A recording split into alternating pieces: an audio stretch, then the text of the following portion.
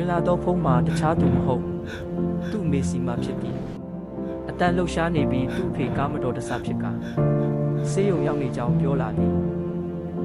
သူသည်ဆရာဝန်တစ်ယောက်ဖြစ်ပြီးတခြားမြို့တွင်တာဝန်ကျနေသူဖြစ်သည်သို့တော်သားတစ်ယောက်အနေနဲ့ထိုညရင်းချင်းပင်ကားမောင်း၍ပြန်ထွက်ခဲ့သည်မိုးရွာနေသောလမ်းမပေါ်တွင်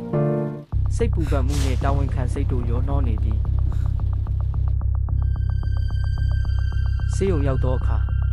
သူ့အဖေသည်အသက်အန္တရာယ်မရှိတော့ကြောင်းသိရ၍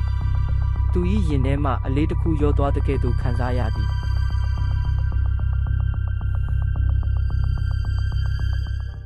ဆေးရုံဆင်းပြီးနောက်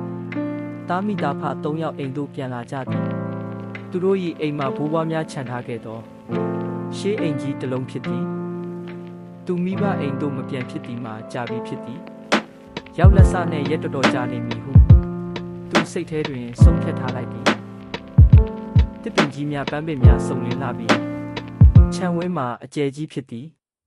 အချိန်၏အမတ်တရများပြည့်နှက်နေသောအိမ်တစ်လုံးဖြစ်သည်ထိုညအဖေနှင့်သားစကားလက်ဆောင်ကြနေစဉ်